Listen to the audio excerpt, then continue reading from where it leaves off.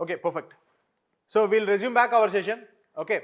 So the question which I asked you is, if there is a firewall in front of your target, so how to detect it, whether it is protected by a firewall or not, right? So there is a tool called WAF-OOF. WAF-OOF. WAF-WOOF.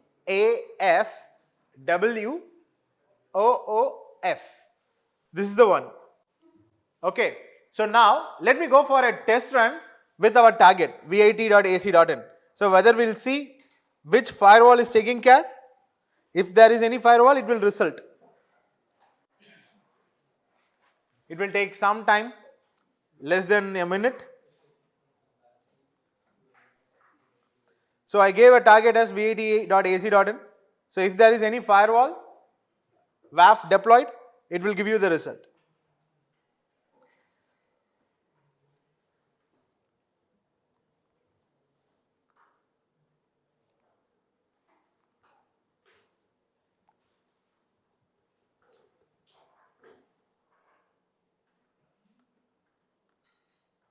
Okay, let it.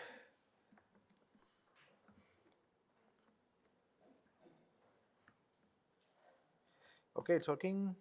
So now I'll check for mugam.in. We got the result. Yeah. So you can able to see here. So vit.ac.in is behind app wall. Radware WAF. You got it? You got the result? Right? So now I checked for mugam.in. So mugam.in is behind Cloudflare. You can able to get the result here. Okay, I'll just check for other one. So vtbif.org. We'll check whether it is under which firewall. So it will take a minute, but it will give you the very accurate and appropriate result, right? So with this, you can able to figure out under, is there any, okay, so mugam.in is behind Fastly CDN, WAF. But actually it is behind Cloudflare, but why it is giving Fastly CDN, I am not sure about it. But let us see for VTBIF. Let us check for VTBIF. I think it is going to give me the results shortly. It's running. Okay. Yeah, it gives the right result. VTBIF is behind Cloudflare. I hope you are seeing my screen, right? Okay, so this is how you can easily figure out which firewall is in front of your application or your target. Got it? Perfect. Right? So we'll switch to the next attack, right?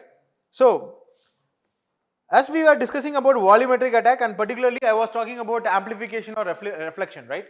So what happens if there is no direct servers? What happens if I am targeting any open servers? Let us take an NTP server. So an open NTP server I am targeting. Anyone can access an NTP server. Why the NTP servers are not protected? What's the reason? What is basically NTP server? Can someone say what is mean by an NTP server and what is the use of it?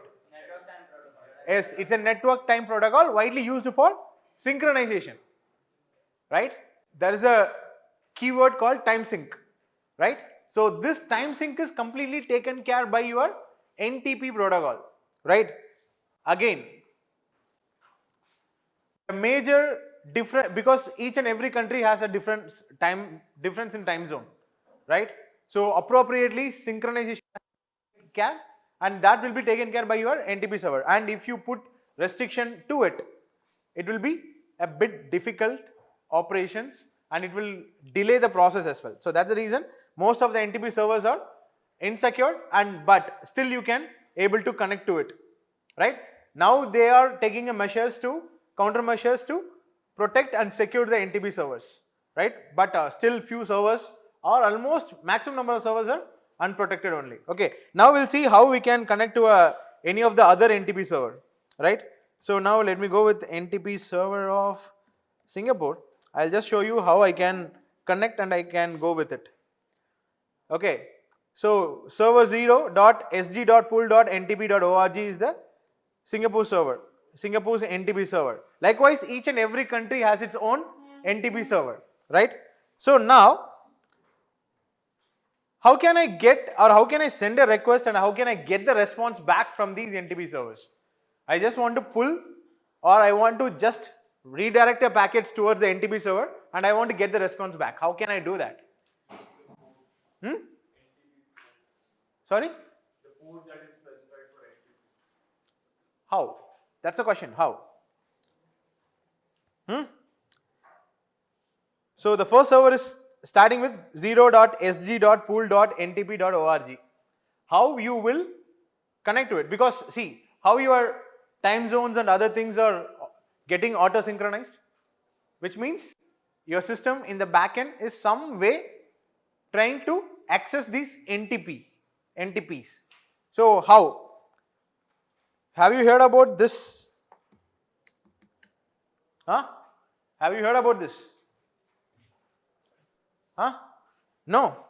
No idea. W32TM. Huh?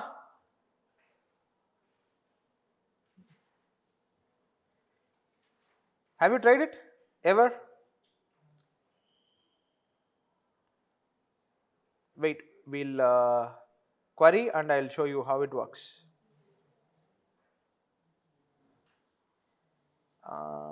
Yes. Okay. So now,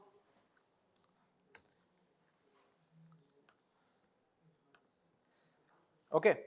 So now let me trigger W332TM, right? So I'm just going to format it using strip chart. Okay. So there is a issue. Okay, there is a typo. So strip chart, and then I'm just going to give the computer name. So what is the computer name? Huh? This is my NTP server's address, right? So let me just refine my thing. Okay, so I got it. So now, okay, so anything, okay, I'll filter still with data only. Okay, so and I'll get packet information also. Let me get the packet information also, and it is asking for my protocol. So what is my protocol? I'll go with IPv4, right? So let me see how it works. Oh, argument unexpected. Parameter is incorrect. Okay. So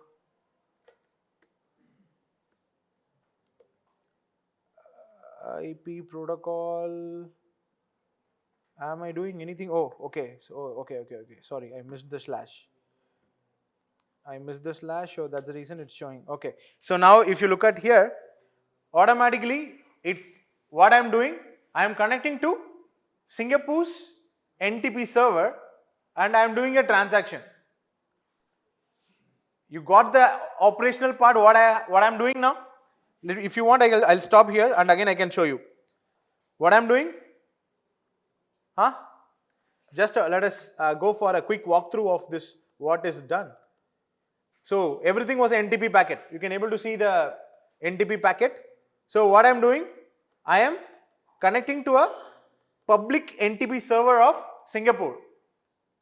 Are you following me? I am connecting to a public NTP server of a Singapore and I am getting the response back. Okay. Okay, how this is going to get abused? That's the question. How this is going to get abused? Let us take this one, volumetric DDoS, particularly amplification. Okay. So how it is going to get abused? Tell me, anyone? Anyone? Okay. So now, what happens when there is a communication? Let us take A, B. I send a request and B gives me a response. This is how it goes, right? So indirectly, what is the structure? For let us take, we'll go for TCP protocol. What is the basic structure involved in it? So there will be a source IP, there will be a destination IP, right? So when it comes for A, what is the source IP? A's address is source IP. B's address is destination IP. Right or wrong? When B is communicating to A, what is the source IP?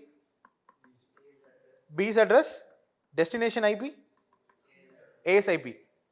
Right? So this is how it goes. Right? So now, when an attacker is going to do a reflection attack, let us take, right? So what he do is, let us take my victim is C. C is my victim. Okay. And what attacker, when he do the same thing in during the condition of attack scenario, I'll just erase. Okay, I'll just erase this. Okay, so now what happens? So during the attack condition, so previously it was a normal condition. Now it is a attack mode. Okay, so now what happened? During the attack mode, what happens? The source IP will be replaced with victim's IP. That means C's IP address, right? And destination IP will be my NTP server's IP. Let us take B is going to be the NTP server. So now when the NTP server wants to give the response back, so what happens? What will be the source IP? It will be B's IP. See, when you are doing attacker, what he does is, when he is targeting C, computer C, source IP, he'll replace C's IP address, and destination NTP IP, he'll send the request. When the NTP server wants to reply back, what he does is, instead of A's IP, it will take destination IP as C's IP. Now what happened? Let us assume if he is sending 1 lakh request, all the 1 lakh response will go to C, with which C does not have any clue that what it does. Now what happens? It goes down, right? So this could also be a probable attack, right? So NTP amplification attack, right? So rest of the other things, I'll share you the PPT, you just have a look at it, because due to time constraint, I'm just moving a bit forward. So these are all some of the tools which you can use for your DDoS attack testing. It is also used for load and stress testing of your application or your server. Okay, Locust is more effective. There is a tool called Locust. Locust is more effective, you can try it out, right? So eavesdropping, I hope you remember yesterday's demonstration, how someone can sit silently, capture the packet using Wireshark, and he can investigate. Wireshark involves a manual intervention to dissect the packets. There are a lot of automated tools available, right? So there are a lot of automated tools available. Zeek, you can automate Zeek with combination with different tools, right? You can automate the traffic, and you can automatically analyze the traffic, right? Other than Wireshark, there are other tools called Archime. Archime is also there, right? You can go with that.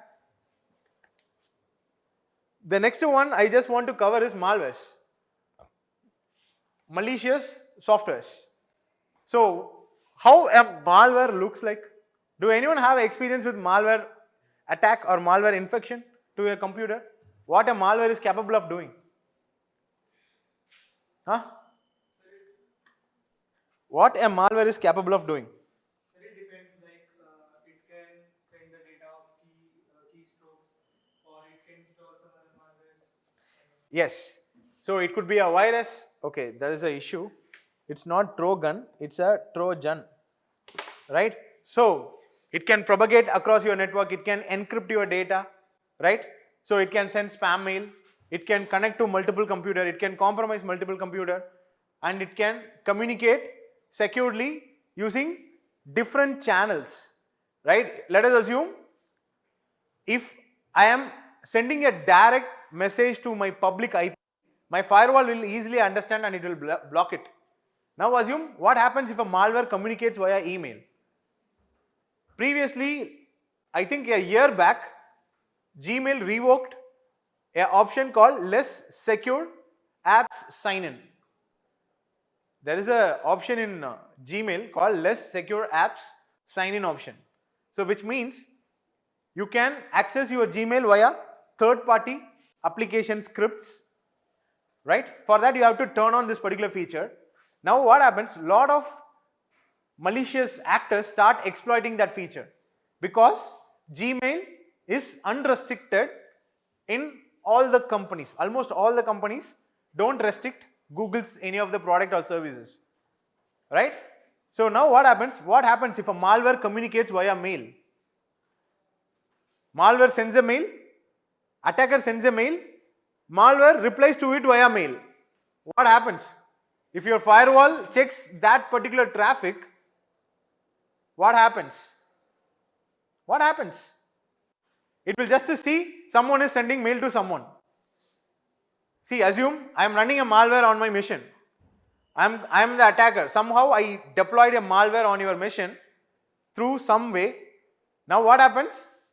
I want to communicate. If I do a direct communication, my firewall or my security system will block. Now what happens? As being an attacker, if I use Gmail as a medium for communication, this is called C2 channels, command and control channels, right? So now if I use a malware communication medium as Gmail, attacker sends a mail, hey, take a screenshot. Malware takes a screenshot and again attach it in my mail and it will send me. Literally, right? Okay, so discard, go back to my email, okay.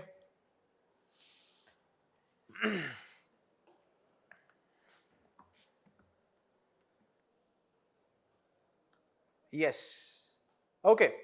So now this is what all the communication is about. Did you find anything here? So if you look at here, so everything was encrypted and there is something. Okay, so this is, I think I told you, right? 2018.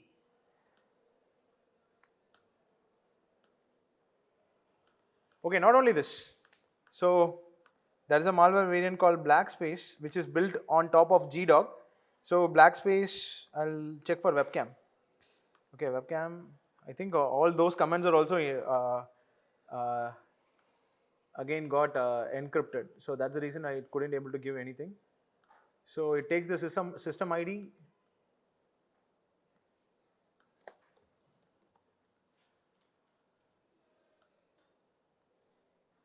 Almost all the communication. Again, if you look at the sent will also have the same information. You can able to see here malware. Okay, so see here I am gives you that the malware is active, compromised missions ID, and it can give you a remote trigger of a camera.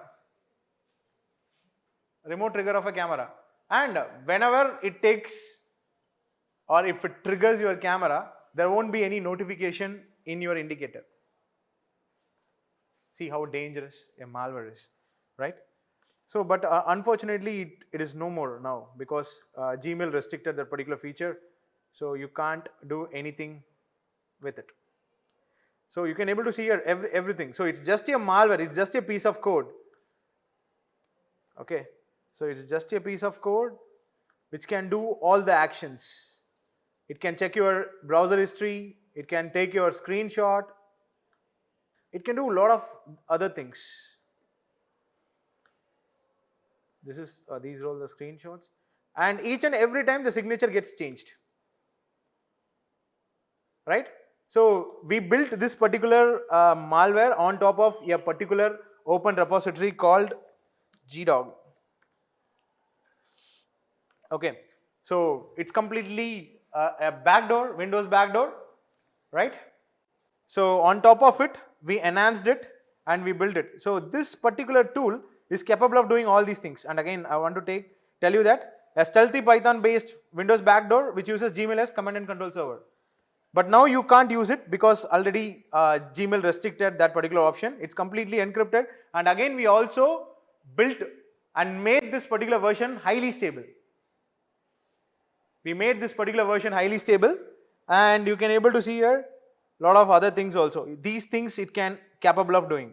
It can retrieve the geographical information, system info, execute any system commands, download files, upload files, shell code, screenshot, lock computer, it can keylog, it can do everything. So whatever I have listed here, it can do everything.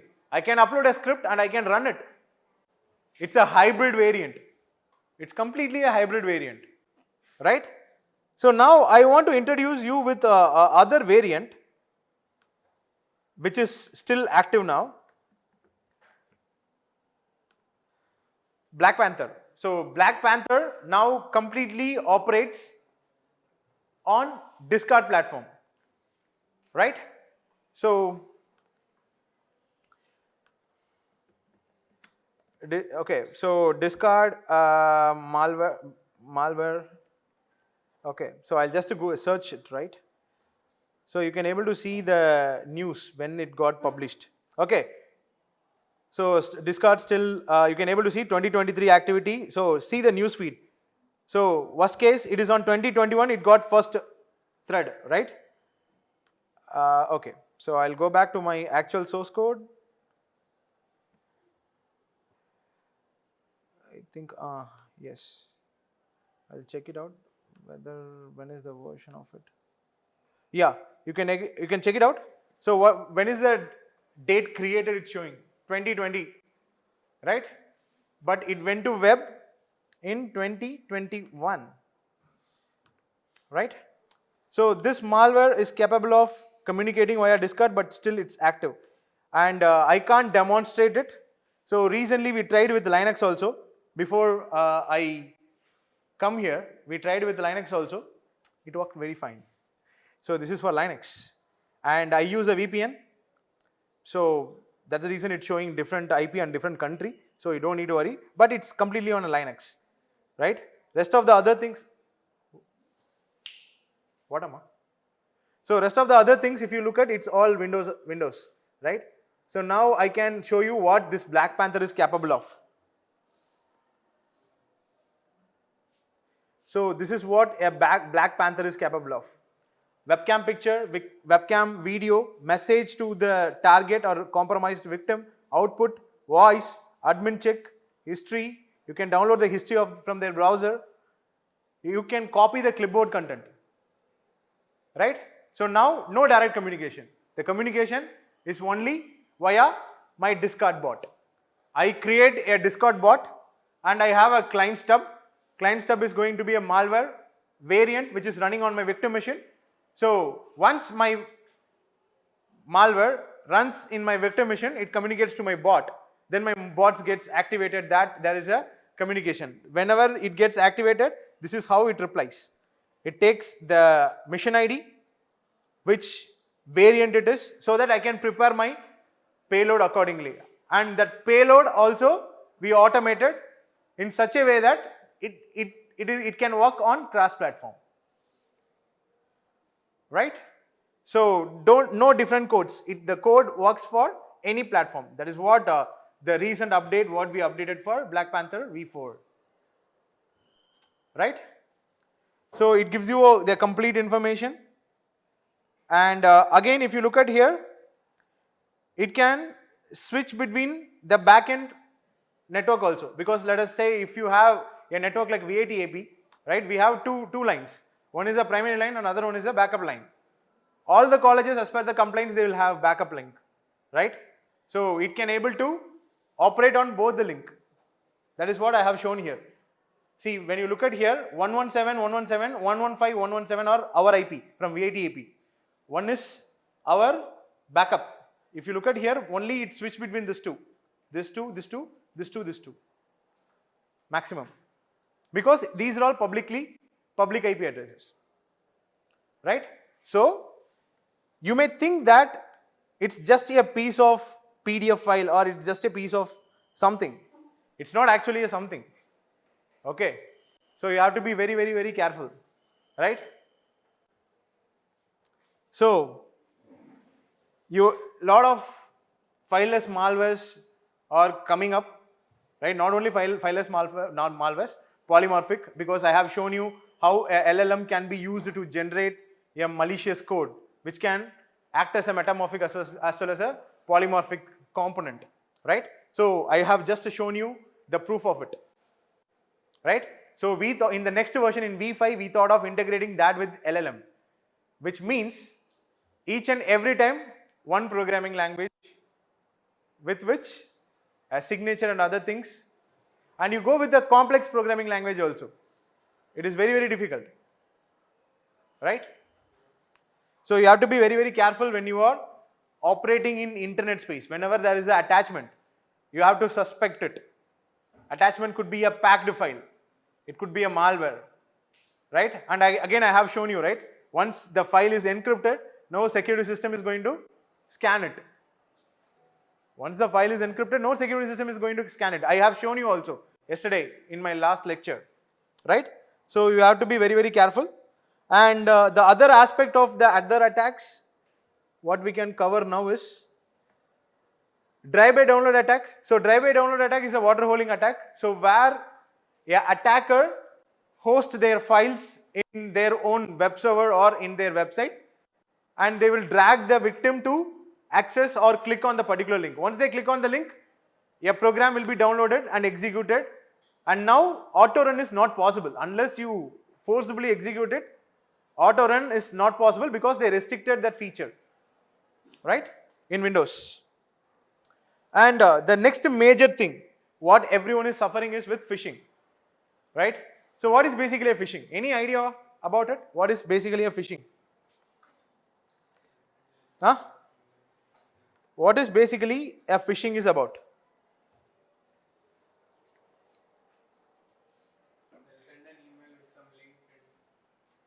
Send an email with some link. That is a spear phishing. Yes. Phishing is basically a form of social engineering where you try to fool the recipient of whatever you're sending Okay. into Into downloading malware. downloading a malware. It's not mandatory to download a malware. Most of the time the phishing links are for data harvesting. Okay, most of the time the phishing links are for data harvesting. And again, making a phishing page is also not a big deal. There are a lot of plugins, lot of tools available to copy the HTML content which is rendered on your browser at ease. You got the point of what I am saying? There are a lot of tools. A simple example is HTTP track. With this, you can exactly copy whatever the HTML component which got rendered on your browser. Either it could be a server-side code or a static code. You don't need to worry about it, right?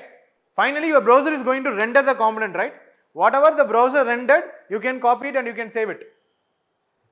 And you can use the same copied file for making the phishing page, with which you can make a phishing page for anything, right? And the current problem is the automation in LLM, right? And automation in everything, right? So whatever the security measures you are going to put, like URL filtering and other things, it can be easily bypassed. How? If I am launching my own infra in my Amazon is giving a free credits, Azure is giving free credits. Likewise, there are a lot of competitors are coming up with their own cloud platform, a lot of startups are coming, right? With public IP, Amazon is going to give you an instance. You can spin n number of instances. But if you are going for a shared hosting, if you put up a phishing page, there may be a chance that they won't allow you. But in Amazon or in a public cloud platform or infra as a service, you can launch your own infra. 100% it's possible. When the IP address belongs to AWS or anything, no security product is going to flag it. And you can launch your malware from Azure or AWS infra. You can completely turn your AWS and Azure as a launch pads for launching your malwares. That is also possible. I am not saying that you should do this. I am saying that these are all the possibility with a small thing which can be bypassed, right? So because they are the key players, there won't be any restriction for those key players, right? So now I'll be using a simple tool to launch a phishing page and I'll show you it locally, right?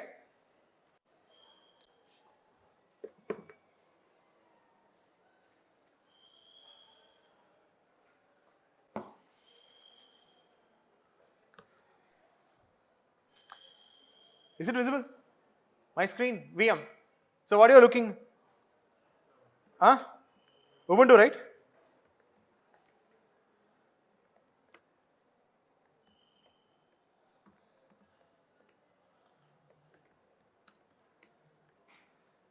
Okay, so now, okay, I'll just maximize my window. Okay, so this particular tool is capable of doing all the things which I have which has been listed there. 1 to 17 it can do, right? So my thing is phishing page. Okay, I'm just going to use a phishing payload, and in this phishing payload, I have a different set of tools configured already. Set toolkit. So everyone knows about set, right? So some of you might have tried by seeing a YouTube tutorial, and you might have witnessed that those pages are very old and it's not working currently. Social fish is another thing. Hidden eye. Hidden eye is good to go, right?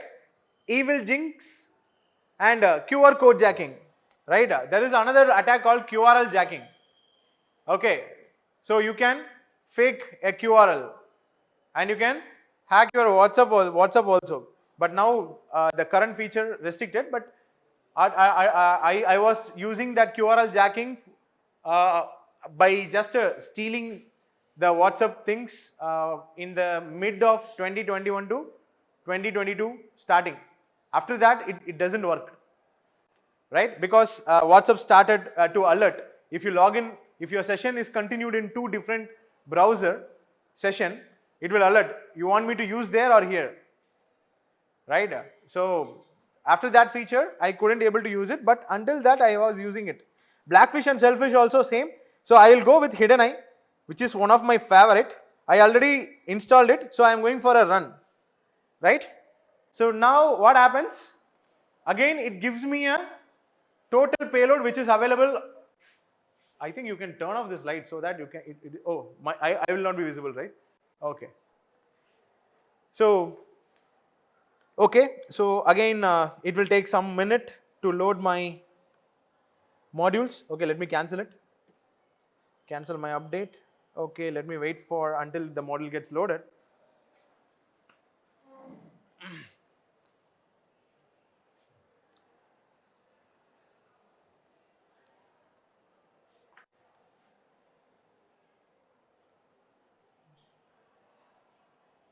Okay, so I think we are good to go. Yes, these many modules are available. Is it visible to all of you in the screen, right? So these many modules are available. So I think there is a problem with Adobe, and I can't go with 23. Other than that, I can go with anything. Okay. Except 23 and Adobe, I can go with anything. So which one you want me to go with? Spotify 21. Netflix 17. Huh? Shall we go with Netflix? Is that okay? Is that okay for everyone? Netflix? Huh? Okay. So if I go with Netflix, I'm just going with Netflix 17. Okay. So now it is asking me for additional layer of phishing over it. Right? So it is asking me for a keylogger, and second, check for the second one, fake Cloudflare page. Check for a fake Cloudflare protection page. Why? What is the reason? What's the reason? Because whenever you go to a trusted site, they put Cloudflare protection. The reason is to make sure that the site which you are accessing is more trusted. This is again one more social engineering to fool your brain not to think and to trust more, right? So now I'll be adding the fake Cloudflare page. Okay, it gets added. Now it is asking me for a redirect. So I want to redirect it, right? So let me go for the actual Netflix page, and I'll give here the URL. So Netflix Oh God. Internet is again one of the big problem.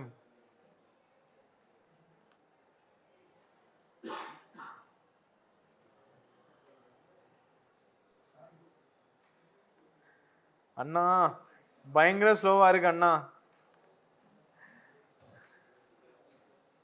நீங்க பாருங்க நான் click பண்ணி எவ்வளவு நேரம் கழிச்சு load ஆகுதுன்னு. இப்படி பண்ணா நான் எப்படி டெமோ காமிக்க? இந்த டெமோ முடிக்கிறதுக்கே எனக்கு டைம் எடுத்துரும். ப்ரோ இதெல்லாம் கட் பண்ணிருங்க.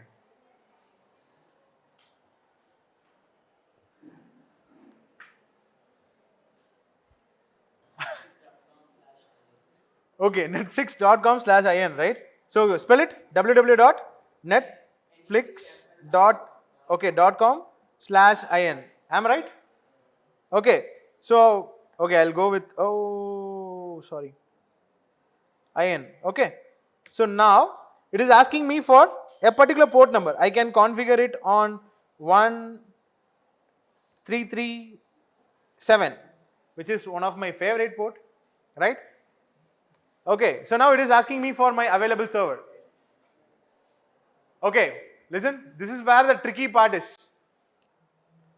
Okay, so the tricky part here is I can run it on localhost. Okay, I can redirect the local traffic to public. For that, I can use the other tool like ngrok. Whatever which is available on my localhost, I can redirect the same traffic to public. Because ngrok will give me a provision with a URL where the exact URL can be used to access my local traffic, which is running on my machine locally. Because whenever you want to go for public, you need a public IP address. All the time you can't have a public IP, so in that case you can go with ngrok, right?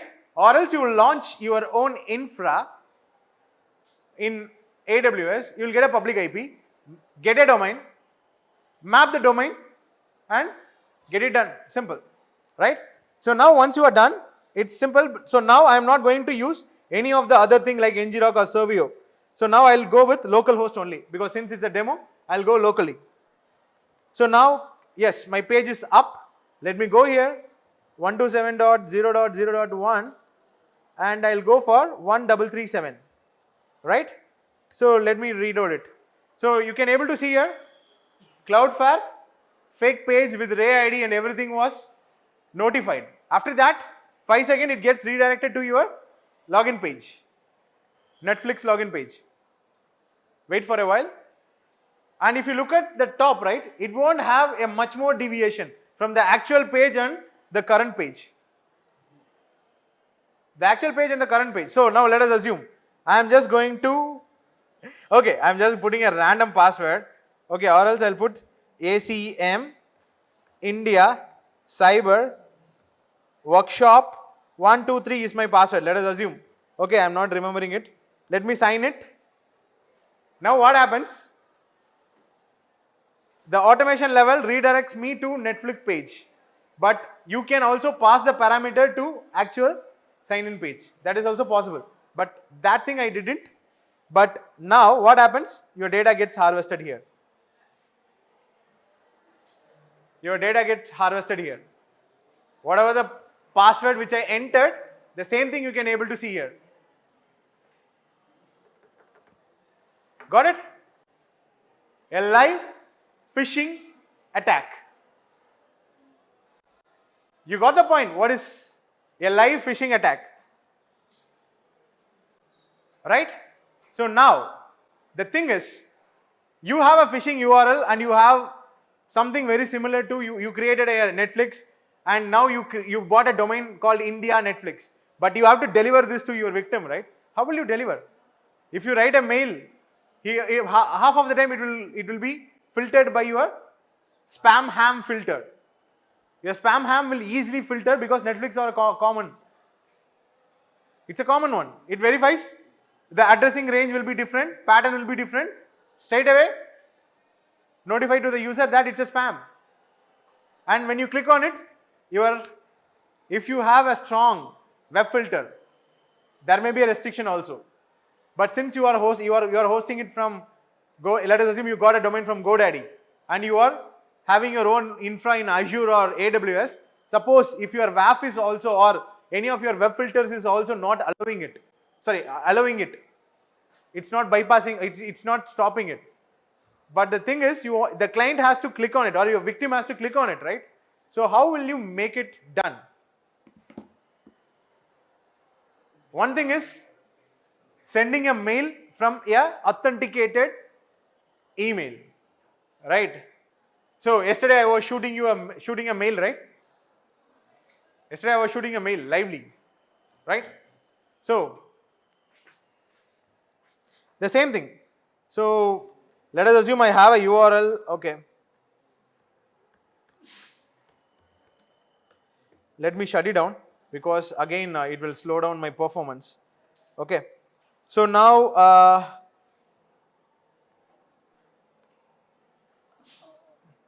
my screen is not shared. It's getting shared only, right? Okay, fine.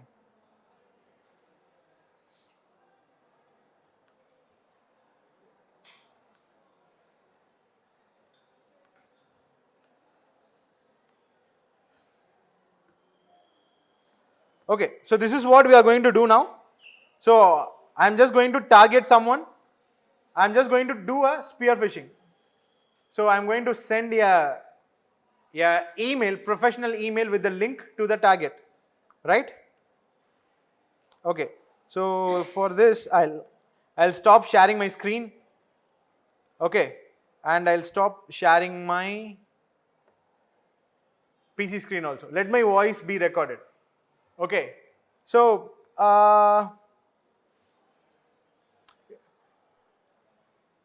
did you see? Are you seeing my screen? Okay, so now any volunteer? Just give me your mail ID. That's simple. Is it working? I want an active email. Yours?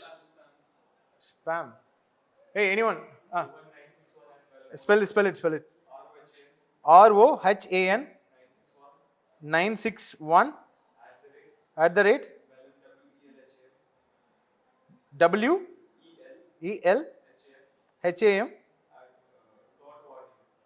Welham. Okay, I am again spelling it. ROHAN 961 at WELHAM BOYS Welham Boys. WELHAM BOYS boys.org. What's your full name? Rohan? Agarwal. Rohan Agarwal. Welham Boys, it's your own domain. It's your school. It's active? Okay. So, winter school. Okay, I'll put with the Ashwini sir's same content. Okay. Oh, okay. What to do? Because we are running out of time, no? So I'll go with the same Ashwini sir's content. So password attack. Okay. So password attack, breaking or cracking of a password is impossible. Whereas you can use a different set of tools to understand what's in your memory, or you can extract the hash stored or weak hash stored in your SAM file. So because SAM is a place where your password gets stored, right? If you use a weak password, those hashes are easily cracked by, there are different set of tools, online tools, Hydra or Hashcat, anything you can use, or you can use any open tools also, it's up to you. So one of my favorite is Hashcat, right? So why they always recommend to go with the compliance of more than 8 characters? The reason is this, right? When you go more than 8 characters or 10, or if you increase the complexity of the password, so that's the reason. If you give 1, 2, 3, 4, 5, your hashes can also be, it can also easily get breaked, right? So someone can easily crack your hashes, right? So that's the reason always they recommend to go with a strong passwords. So there are other tools like OPH crack, and if you find any of your victim is using Windows 7 operating system, I strongly recommend you to go with a tool called Mimikatz. There is a tool called Mimikatz. Mimikatz. Okay, I'll just go for a walkthrough how a password of a Windows machine, a weak password of a Windows machine can be easily cracked. Actually, I just want to cover that with Cyber Kill Chain, but I don't have. I'm not sure whether I can complete it or not. But let me just walk through it. Hey, this is what you are going to practice in the afternoon. Okay, lateral movement, password cracking of a Windows operating system. Right? I just want this to go in live, but due to time restriction, I'm just going quickly. Right? So, how you can go with extracting the actual password from a Windows machine? Somehow assume an attacker compromised your machine and he has a hold of a machine. Let us assume. Right? So, now what he can do is he can access your registry, and he has access to your major system paths. From there, he elevated the privilege and he tried to extract the SAM files. Once the SAM file gets extracted, SAM and system files gets extracted, right? So the SAM and system files, okay, anyway, I'll be sharing you the PPT, you can just have a look at it, right? So registry edit, and again you can check for HKey local machine, under that SAM. And again, after giving the proper permission, you can export and you can keep the exported file in a particular folder. It's up to you, right? Then you can download a tool called Mimikatz, right? So then you can download a tool called Mimikatz. It is available for Windows as well. This is how a unzipped Mimikatz will look like. It's a CLI. And again, you can give permission to run it. Once you run it, this is how the Mimikatz landing page looked like, right? So once after this, what you can do is, you can just try to pass the particular hash which you have extracted, right? Finally, it will give you the NTLM. You can pass the SAM file, not a hash file, sorry, I misspelled. You have to pass the SAM file to the Mimikatz. Once you pass it, finally what happens, it gives you a NTLM hash. Once you get the NTLM hash, then you open your hashcat, download the dictionary, and try to, okay, I'll just walk through quickly. Yeah, try to break it. Supply the particular hash, and finally, what you are going to get is, once you supply the hash, this is where you supply the hash. Once you supply the hash, finally this is what going to get resulted. So hash colon, next to it is a password. So the task for you in the afternoon session, right? So after lunch, what you are going to do is, completely you are going to work in this particular use case completion, right? This use case completion. Once after this, I'll be giving you a basic project which I told you yesterday. Got it? That's what you are going to do now. Sorry, you are going to do after lunch. Right? I hope a quick walkthrough gives you at least a basic idea of how it works. Okay, if you want to know more about it, you can check for what is the Mimikatz, and again, even if you don't want to use a bundled one, what you can do is you can check with this one. So there is a Python implementation of a Mimikatz.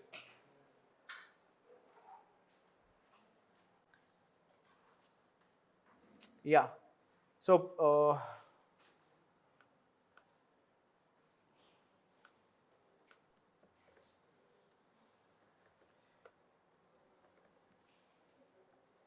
yeah, PyPyCats.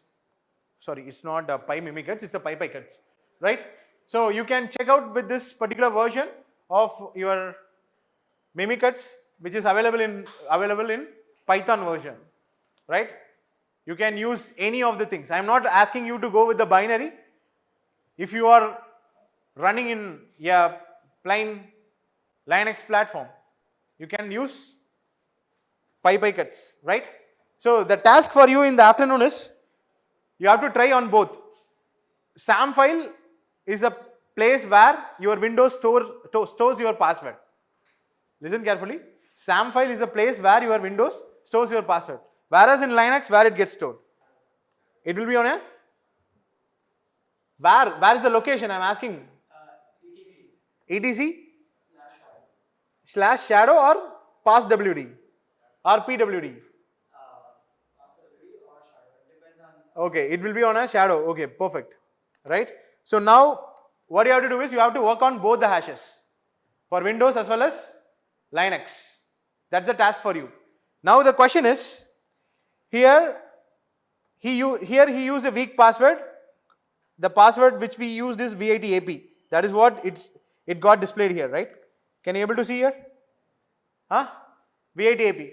The hashcat easily cracked the password and reveals me that my password is VITAP. What happens if it is a pin? Hey, instead of password, if I set a pin, what happens? Is it possible for me to retrieve it? If it is a pin, where it gets stored? If it is a pin, where it gets stored? Is my question make sense?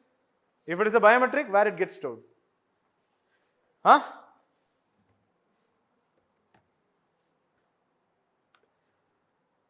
What? Huh? If it is a pin, because Windows has a support for all these things, right? It can go with facial recognition system, it can go with fingerprint, it can go with pin, it can go with security key like Ubiquitous or any passkeys, and it can go with a password, picture based password. If it is password, SAM, perfect. I access the SAM and I retrieved it. If it is a pin, where it gets stored? That's a question. Does my question make sense? If if it is a pin, right, it's just a numeric. Even you have 10 pins, I can easily decode. It does not have a special character. Then what sort of security measure they are going to incorporate? Pins are very hard to get cracked. Even hashcats and other things, because SAM does not have information about your pins, but where it gets stored. Huh? Exactly. So it gets stored on your trusted platform module. The acceleration will be completely based on your TPM only, right? And if you look at here, when you look at the top three, fingerprint, facial recognition system, pin, it supports and it gets a dependency with Windows Hello, right? Security key, it's an individual component. Again, it has its own TPM. Have you ever seen the security key? Have you ever seen a security key? This is the security key. This is a security key. It's a ubiquitous security key with which we are using for our passwordless authentication systems, right? It has my fingerprint. You can able to see a fingerprint scanner here. Can you able to see a fingerprint scanner here? Right? So it's not a fingerprint scanner, it's a fingerprint sensor. Sorry. Right? So, better, what is the best solution for these passwords? Better go with passwordless, because you are the password. Better you go with the passwordless. You are the passwords. Right? Good to go. Okay, so I have to walk through some more thing. So the next attack, what we are going to see is a man in the middle attack. So so the next attack, what you are going to see is the man in the middle attack. So I strongly recommend you to try with a tool called BetterCap. BETTERCAP, BetterCap. So BetterCap, and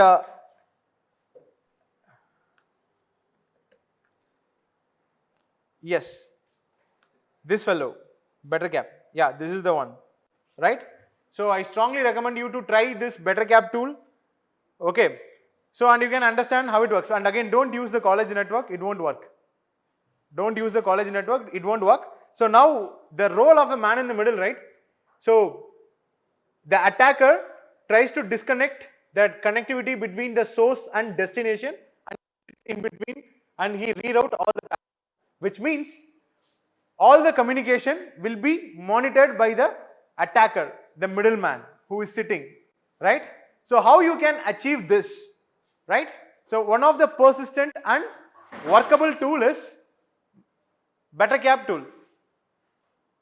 One of the persistent and workable tool is BetterCap tool, and you can work it very accurately.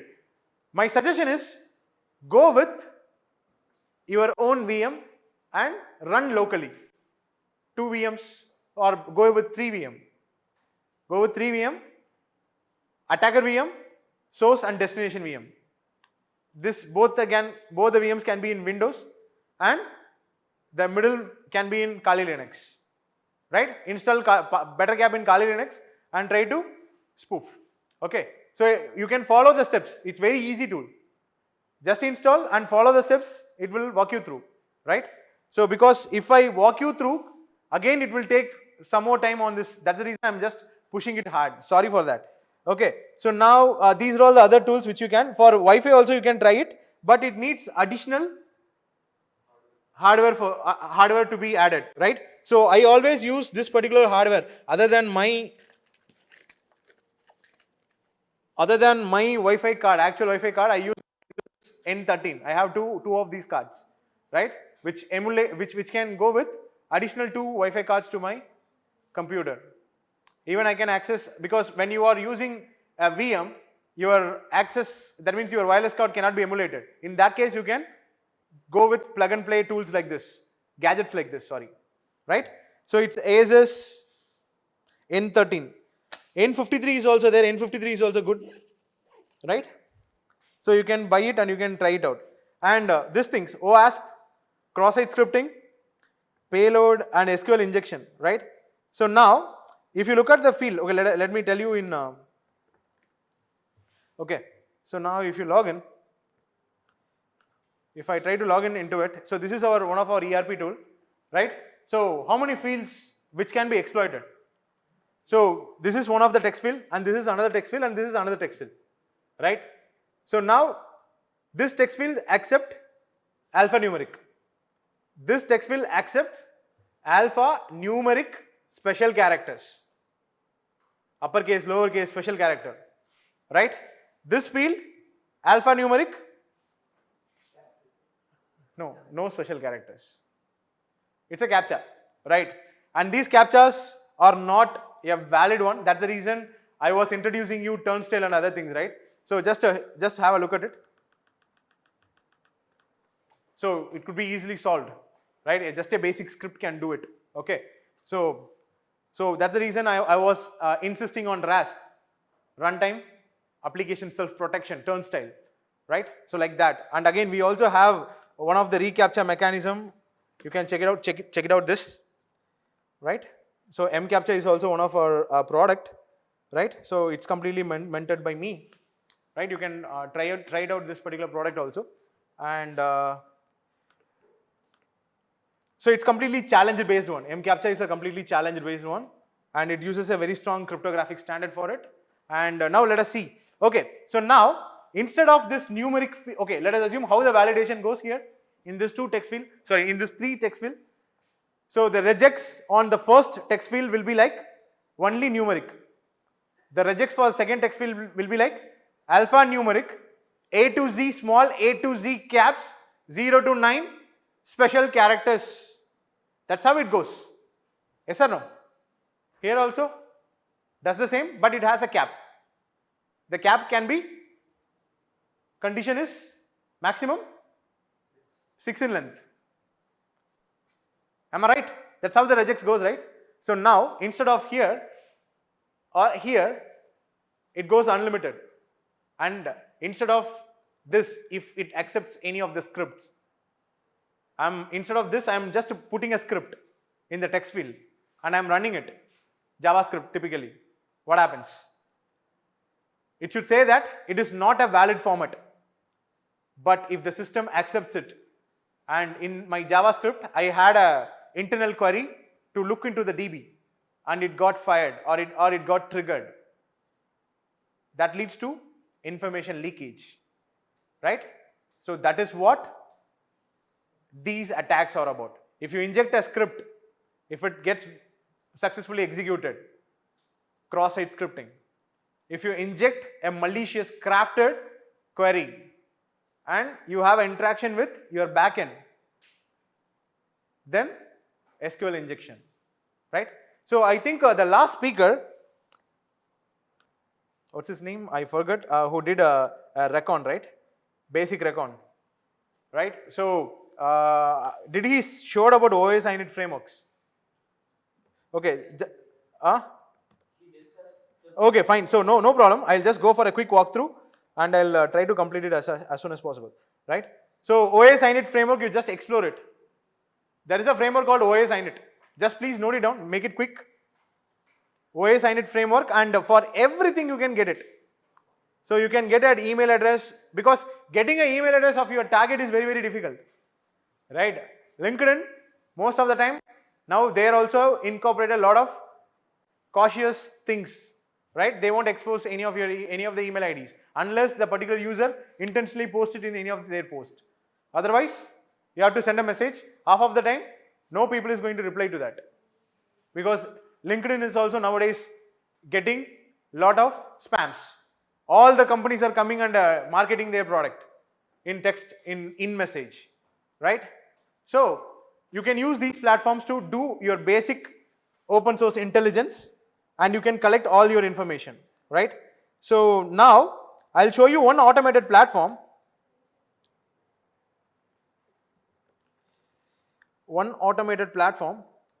Just I'll go quickly.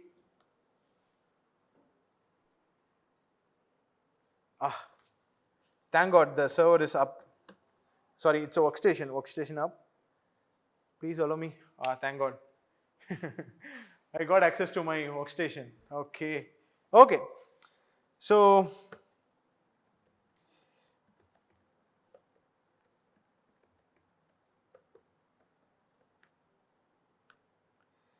C8DN.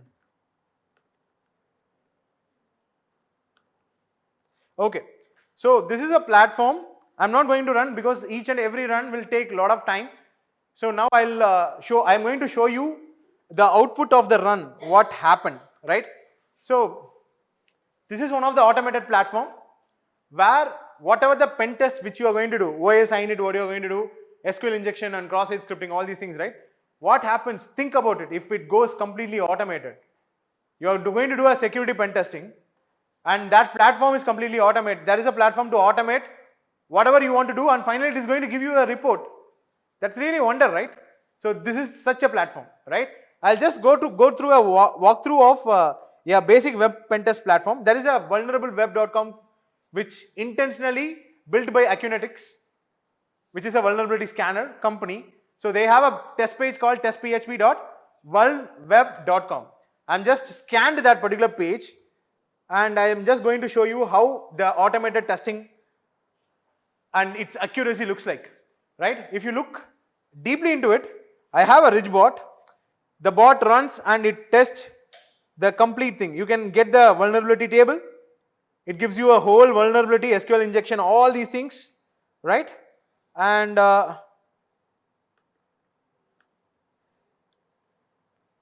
it can give you your attack surface table. So what are the possible attack surface you can go with? And it gives you your attack paths, and it also gives you a risk table as well. So this is your complete risk table, right? So, and other than this, it will give you a complete topology of all your subdomain. So I heard that you went with different tools for a basic recon, like dbuster, derby, right? So basic enumeration, all these things, subdomain. So what are the subdomain live, right? So all these things are automated. Just give the URL, it will give you everything. See, right? So whatever the process which you involve, which is going to take you days, month, which is going to get completed within hours. That's really cool, right? So, and then it is going to give you a task summary also. So task summary gives total jobs executed, how many vulnerabilities, how many are in different thing, high, medium to low, and what are the active IP address, what is the percentage of the attack surface, everything. And then it gives you attack confirmation data also. So since there is no attack confirmation data, but you can have a attack log. So exploit, scan, all these information, and it also gives you a asset table. What is the asset, where, and what is the operating system which it is running. So how many database manipulation, whether it is possible for remote command execution or not, all these things. And it also gives you an attack surface table. So you can able to see the server which is running, and also it gives you a language, framework, all these things, and whether it is protected by any WAF or CDN, that will also be given. Because if you look at here, this particular security tool has classified WAF/CDN, right? So that's the reason I enforced you to go with Cloudflare, because it's a CDN as well as it has a support for WAF also, right? That's good. So now you can check for your vulnerability table. It gives you all the vulnerability information, right? And it gives you a category also. Cross-site request forgery, cross-site scripting, all the OWASP vulnerabilities, and other than that also, other than top 10 also been listed here. And this is going to give you a risk table. And finally, you can find appropriate pen testing report generated, and you can able to get a complete walkthrough of it. I'll just go for a quick walkthrough. Since we don't have a time, I'll just go very quickly. So jobs completed, database manipulation, where the database and what would be the query, everything will be there. And configuration at a glance, you can also check here. Asset, critical business operation risk, and you can also see the attack sequence. So it is called as a kill chain analysis. Basically, when you are attacking, you follow an attack model called cyber kill chain model. The reason one was mid-tray. I have a PPT for you to cover, but it's unfortunate. Okay, no problem. But I can share you the content. You can have a complete walkthrough of it. So it gives you a complete kill chain analysis, and for each and every run, it gives you a complete kill chain analysis. If possible, this is on public only, right? It's on public. The pen test report is on public. I'll share you this report. It's not going to be a problem, right? So it does not incurs any of NDA thing, because it's a publicly available URL, and you can able to see here. So what parameter has been tampered, all these information will be there. So it's a full report, a full penetration testing report. Directory traversal, HTTP parameter pollution, everything will be there, right? So this is really one of the cool tool, right?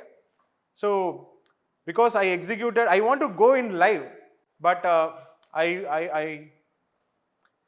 okay, right? So this is one tool I want to tell you, okay, and okay, it's running with the other one.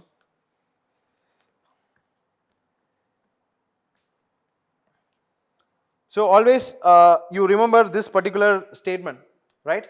So Sun Tzu on the art of war, right? So if you, these three things always attracts me. If you know the enemy and know yourself, you don't need to fear the results of 100 battles. If you know yourself but not the enemy, for every victory which you are going to get, you are going to suffer a defeat. And if you know either your enemy or yourself, you are going to surrender in every battle, right? So always keep this in your mind when you are operating in a cyber space. And this is one of my famous quote by Bruce Lee, right? So because attackers are evolving, right? They always have a habit of practicing the things, right? So being a security expert, we also think in attacker's perspective. I'll tell you, I want to show you one more thing. So that is really a highlight of this particular tool, the Ridgebot. So there is a solution for attack simulation also. They think in such a way that how a attacker perspective will looks like, right? So if you open it, you can able to see it is basically for endpoint security, and again you can able to see they also use the mid-trace attack technique only. So this is what your entire kill chain is about. Cyber kill chain is about. Cyber kill chain or intrusion kill chain about. So sorry, it's not an intrusion kill chain, it's a mid-tray one. So intrusion kill chain is a basic one. Mid-tray is an expanded version of intrusion kill chain or cyber kill chain.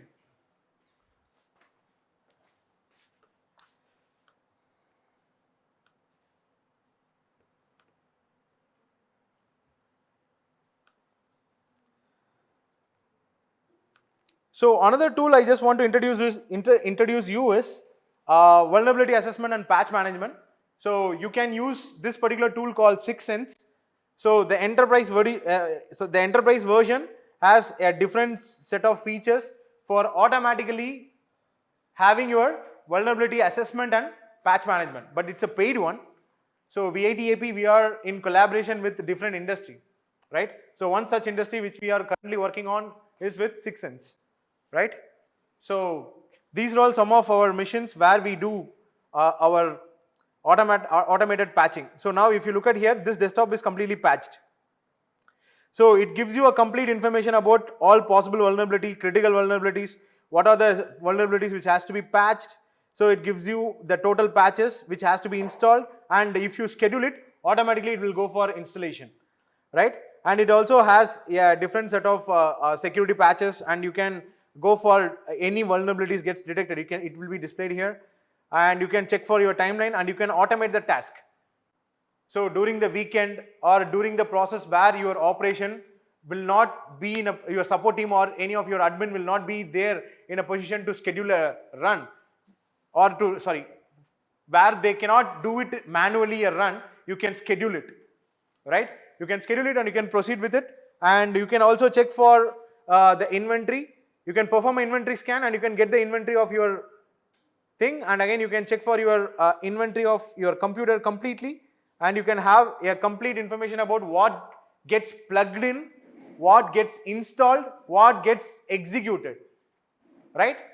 And you can also see the device configuration as well, right?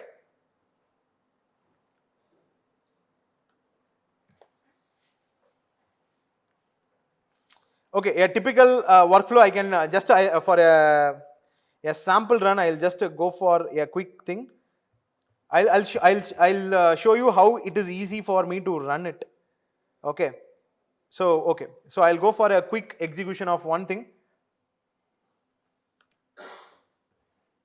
It's a blank thing, right? So okay, I'll just find a software name VMware. Okay, I'm just going to find a software, and if this software is available on my mission, I am just going to notify me with a mail. Okay, perfect. So okay, so I'll just go for email. Okay, so email address sb.sibi@gmail.com. I'm just giving you a simple overview. I'm not going to go with a whole. I'm just giving you a simple overview. I'm just going to have a device name,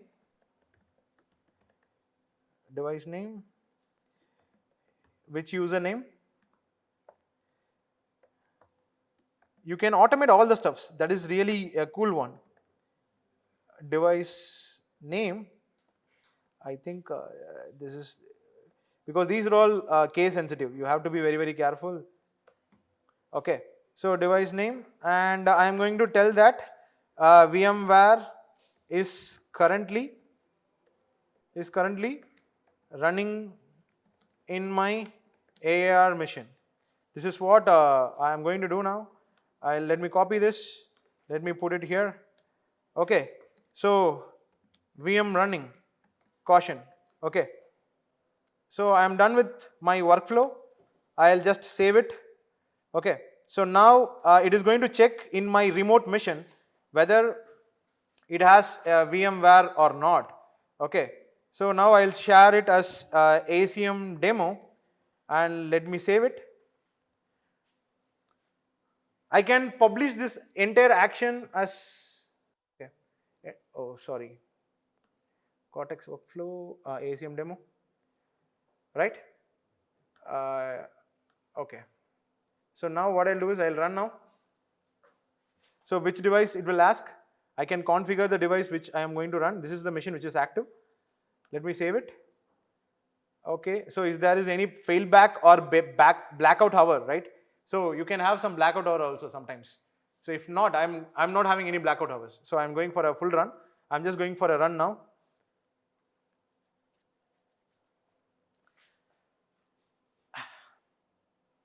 If it finds a VMware, automatically it sends an email. Okay, so now it is done, the job is done. Let me go to my email. Is there any email from, yeah. So desktop, user, VMware is currently running on my AR machine. Okay, got it. So this likewise you can automate the entire workflow. So I'll just show you the other workflow what we have automated. Okay, so this is just for a demo I just showed you. There are some big workflows where you can check for BitLocker enabled, or if any of the fileless malware is utilizing a BitLocker and it is start using encryption on your machine. What you can do is you can send an alert and you can stop that process also. That is also possible. So I'll just show you one such demo of it. Server patching scenario. Okay, so this scenario, what exactly it is going to do is, it is going to check for a service status of a particular process, and if the process is running, it is going to send an email. Oh, sorry, it is going to stop the particular service. That's what I told you, right? So if a particular process or a service is running, it is going to stop it, and then the entire automation flow goes like this. Then it will go for process patching, and then it will again start the service, and then a email notification will happen, right? So likewise, okay. Likewise, you can also proceed with it. Likewise, I can have a different workflow for it. So disk usage, I have a disk usage demo, right? So if you find a software, check, you can get the end user approval also. End user approval in the sense whether the end user admin can have a pop-up on their desktop and they can select whether to allow or not. The ticketing, suppose let us assume you want okay, you are working in a company, you want to run a particular software, that service is already running but it's blocked. What you can do is you can trigger it and you can inform to the ticketing team where they can have a decision to make whether to allow or not. I'll just show you how it works. I think this is for which machine I don't know, but because the workflow we automated for long back, I'm just running whether it will go or not. I'm not sure which software it is. I am not sure about it.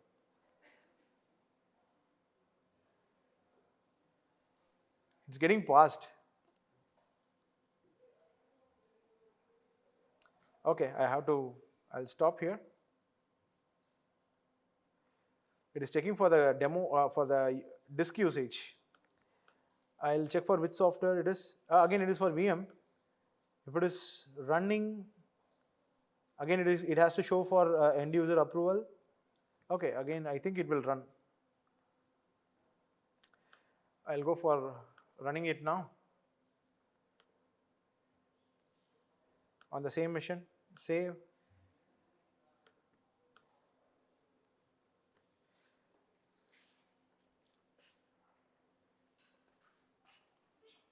Right? So likewise you can automate the bigger workflow also. Right? I hope you understand why these kind of tools plays a crucial role, because sometimes when you are doing a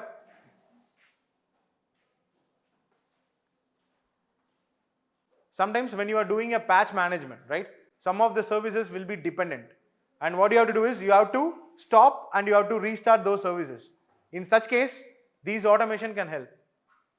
So this is widely used industrial grade tool, and if you get a chance, you can try it out. But for VIT-AP kits, we have an exclusive lab from 6 Sense. You can have a complete hands-on on this particular tool. Okay, you can try it out. It's in 414 lab center block. Okay, so thank you so much. Thanks for your time. So I'll give you the task what you have to do for today.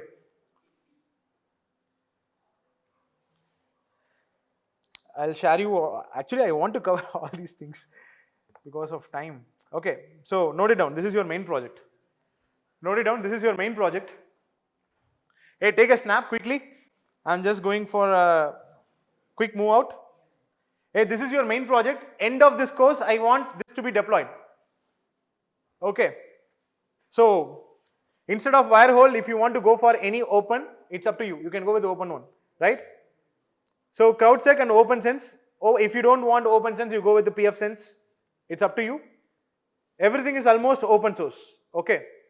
Not this one. I'm talking about this area. ClamAV, Wazoo, this both wire hole, packet fence, Archime, right?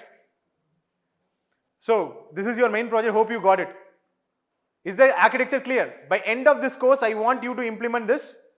I want the exact architecture to be implemented, right? So listen carefully. This whole mission, this whole setup has to run on your VM because you don't have this particular switch part, right? So you don't have this hardware part, so you can't go for multiple different physical machine also. That is also not possible here. You go with VM. One VM, another VM, this is going to run on another VM. Or you can split into 4, but 4 VMs I don't know whether you can run on your machine or not. But oh, okay. So I thought you have any doubt. Okay, this is your main project. Hey, please note it down. Did you took a snap? Screenshot. Perfect. This is your mini project. Today you have to complete this. Done?